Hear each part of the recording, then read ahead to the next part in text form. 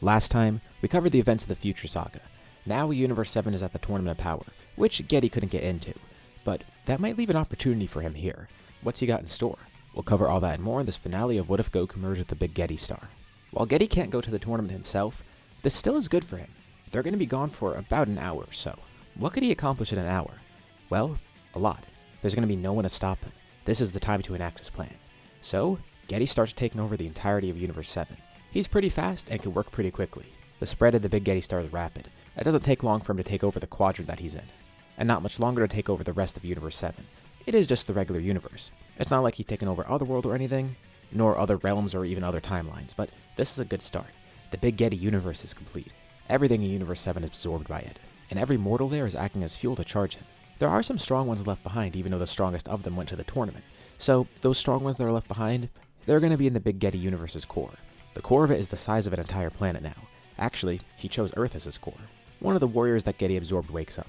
It's Yamcha. Confused as to what's happened and where he is. He's in some sort of weird metallic building. He's tied up by some sort of wires, and he can feel his energy being drained. He looks around, seeing that a bunch of other people are in the same predicament. A lot of them look alien too. He's definitely never seen them before. Like, there's some guy with green hair and a red eye, some blue-skinned people, a guy wearing a green pelt who almost looks like a Saiyan, and a bunch of aliens in orange jumpsuits. But there are some Earthlings there as well. Like, amongst the crowd, he noticed it's Chaozu who also woke up at this time. Chaozu asks Yamcha what they're supposed to do, and Yamcha has no clue what's going on either. But this must be that Big Gete Star thing that Goku was fighting a while ago, right? Chaozu's honestly not sure. Then he sees one other guy in there that looks really scary, and he's also just woken up. He's a goat-looking man with a long beard, and something about his presence feels really off. Getty, of course, is aware of all this too, telling Yamcha and Chaozu that there's no escape here. They might as well just succumb to the Big Gete Star and feel free to merge with the Hive Mind. But that other guy who woke up starts to make his move. It's Moro. And of course, Getty has all the data on him now. But using his magic, Moro is able to break free from his restraints, although he doesn't really have a lot of magic right now. But when Getty absorbed the essence of Kid Buu, that freed Moro from his seal. So he has just enough right now to take energy from other people, and there's a bunch of good candidates right here. Moro absorbs all the strong warriors around. It's almost as if Getty brought him here just so he can grow stronger, and it's amazing. Yamcha and Chaozu are briefly able to break free, and they try to fight back, but there's not much they can do against Moro. They're absorbed, and so are all the other strong people here. In case it wasn't clear, Getty has absorbed the Galactic Patrol prison. That's why all the prisoners are there, and that also includes 7-3, so Moro even gets a hold of him. Seeing his predicament, he knows he's going to need all the power he can get. He hasn't quite restored his youth, but he got a lot of power from all the people around, and some of the energy that Getty absorbed was completely unprocessed, so Moro just took that for himself. Getty did a lot of work for him, and he burst out of the Big Gete Star's core, but as he looks around, he sees a solar system that's completely encapsulated in metal, and he looks at where the sun used to be. It almost looks like there's a giant eye on it that's looking at him, one part of Getty's massive hive mind. It seems there's an escapee. Draining all of the energy from the sun, Getty turns it into a beam, launching it at Moro, expecting to fry him completely, but Moro just opens his mouth and absorbs it all. He loves a hot snack. Moro has never seen something like this though. He didn't even know something like this existed in the universe, but at least now, he's completely empowered. Besides, his magic should be superior to whatever this is. What he doesn't realize is that Getty has magic for himself too. Moro tries to fight him, but it's really hard because Getty's completely mechanical and it's not like there's energy he could absorb. He did take some before, but that was unprocessed energy in the core. Everything else is artificial now. The entire solar system is destroyed as Moro tries to fight the massive threat. It seems this enemy is the size of an entire universe. Thankfully, Moro definitely has the power to take over a universe if he needs. The battle between the two of them rages on. Meanwhile, in the world of Void, the Tournament of Power continues. We're actually almost at the end of the Tournament of Power right now. Universe 7 did pretty well. Of course, the team is still pretty powerful. Androids 17 and 18 were replaced by Goten and Trunks, so those are weaker choices, and Piccolo's going to be weaker too. But Majin Buu is here in place of Frieza, and he's going to be a really good support. Vegeta's stronger, and Goku is far superior to his normal self. Worst case, Goku would just be able to carry everything here, so towards the end of the tournament, it's Goku versus Jiren, and having already unlocked Ultra Instinct, it's actually not too hard of a fight for him. He already surpasses Jiren in strength, and he could tap into Ultra Instinct willingly. So, they win the tournament, and a wish is made to the Super Dragon Balls to restore all the erased universes. Seems good, right? Well, they're not aware of what's happening in Universe 7 at the moment. Right after the wish is made, Whis looks into his staff, and he sees something strange. He gathers up the group, and they all go back to Universe 7, but they go to Beerus' planet specifically. Why are they here? Shouldn't they be going back to Earth?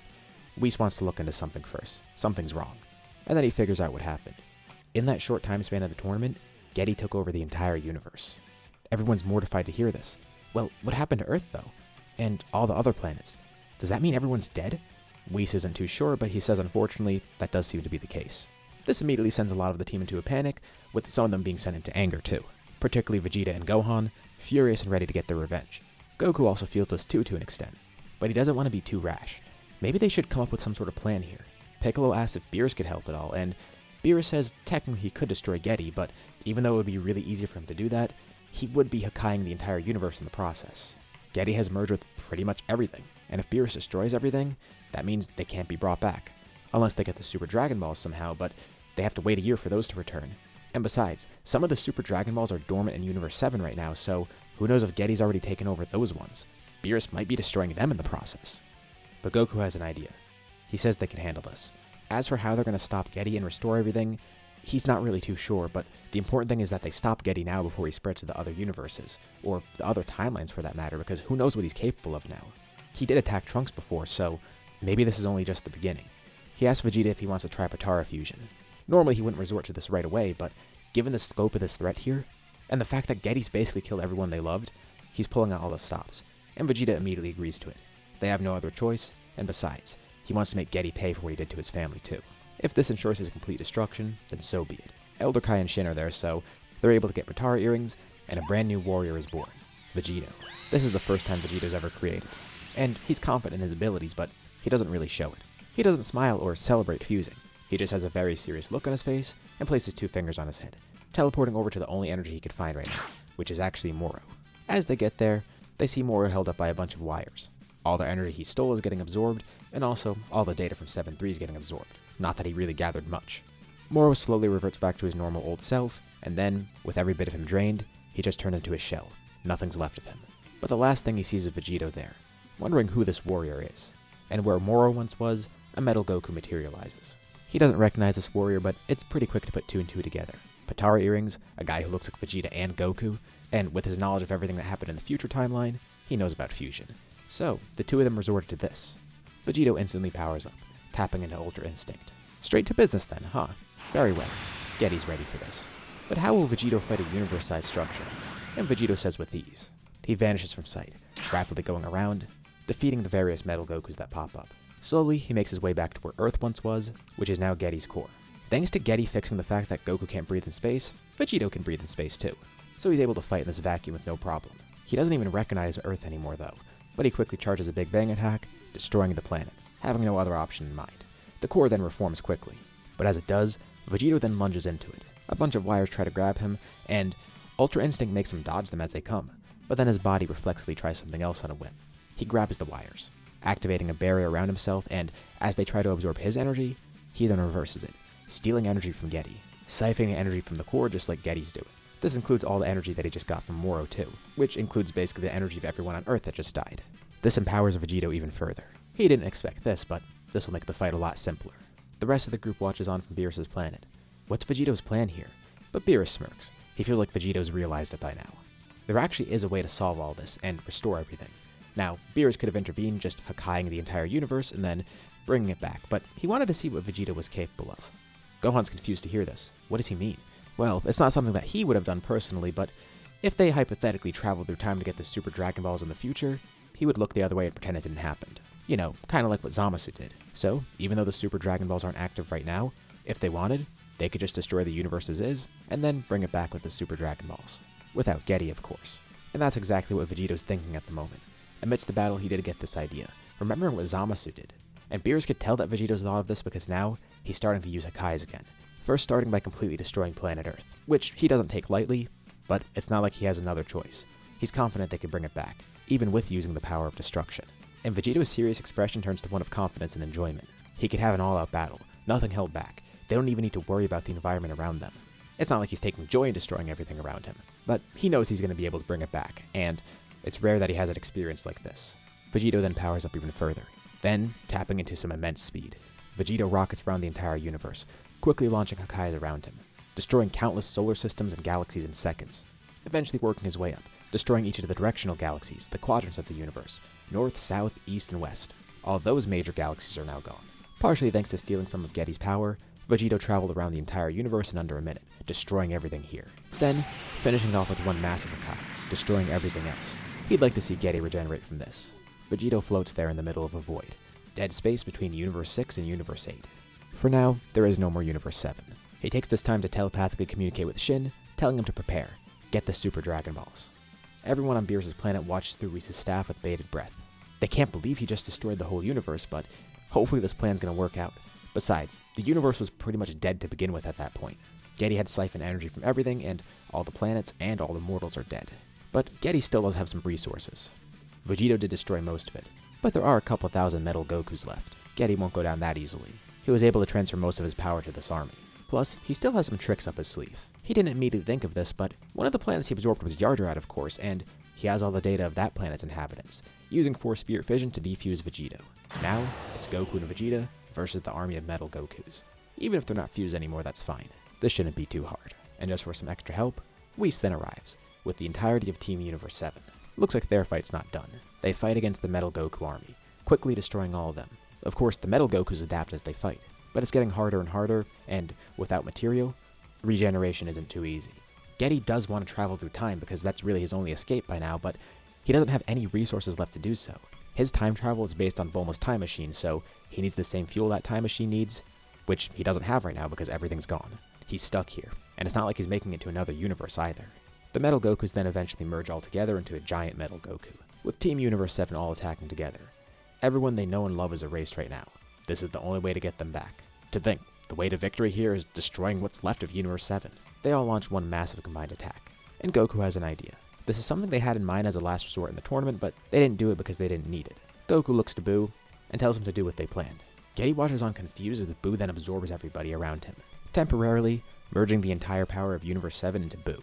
All of it's now in one fighter, and he just calls himself Booniverse 7. He just looks like a buffer Boo wearing Goku's outfit, but he has such a strange aura around him. It has traits of the aura from everybody that he's absorbed. He launches one massive beam at Getty, destroying the giant metal Goku. There is one smaller one left, using Force Spirit Fission to split Boo apart. That's not gonna work. Goku then quickly gets back into the battle, launching at that final metal Goku. Getty doesn't have much power left. This is the last shell that he has.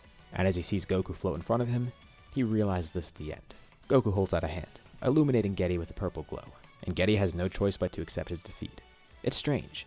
He's supposed to be an emotionless machine, but one side effect of these mortals he's corrupted, particularly Goku, is the fact that he now has some sort of emotion that he feels. It was an unintended side effect of the data he gathered and the sentience that he gained. There's a really weird feeling he has. He thinks it's enjoyment. He enjoyed that battle. He enjoyed the journey that got him here. The data of emotions is useless to him, but he likes the feeling of it. And Goku says he was resilient. Look at how long he lived. Granted, he had to use other people to live this long, but still. Goku commences efforts. The purple energy then spreads around Getty, destroying the final metal Goku, and destroying the consciousness of Getty alongside it. A smirk appears in metal Goku's face. So, this is how it ends. His metallic voice lets out one last line. Farewell, Son Goku. The entirety of Team Universe 7 floats there in the void, not sure what's next for them. And amidst that final clash, Goku noticed Goten showed a lot more power than usual. Sure, he always knew Gohan was strong and had a ton of potential himself, but he didn't realize Goten probably has a ton of potential now too, even more than an average hybrid Saiyan would. Getty genetically altered Goku, so maybe that passed down to Goten. Whis then grabs them all, bringing them back to Beerus' planet. They were able to survive in nothingness, but oddly enough, once Universe 7's brought back, they wouldn't be able to survive out in space there. He wanted to make sure they're safe, and so they could watch the wish that's about to occur. Shin has time traveled and has the Super Dragon Balls, wishing for the universe to be restored. Bringing back Universe 7 how it was right before the tournament began, without bringing Getty back. They all breathe a sigh of relief. This fight did make Goku curious, though. Who else is out there in Universe 7? Like, that weird android-looking guy that then turned into a goat? Who was he? When they get back on Earth, they regroup with Yamcha and Chaozu, who were two of the only people in the Corps who were conscious. And Yamcha tells them what he saw. There was even one guy that looked like a Saiyan. He says Getty gathered all the strong warriors there, just to use them as fuel. And Goku's excited to hear about all these great people out there. He doesn't know who any of them are, and, of course, a lot of them gotta be bad guys too. But the fact that Getty considered them strong means Universe 7 has a lot more strong people than he thought. Goku still has a lot of room to grow. With his extra abilities, he's already incredibly strong, far more than he was normally. Getty's story is over though, so we'll end off here. What do you guys think about this story as a whole? Leave your thoughts in the comments below. I'd love to see what you think. As usual, be sure to drop a like and subscribe if you haven't already. It really does help out the channel, and it shows me you want to see more like this. Anyways, thank you all for watching, thanks for supporting the scenario all the way through, and I'll see you all in my next video.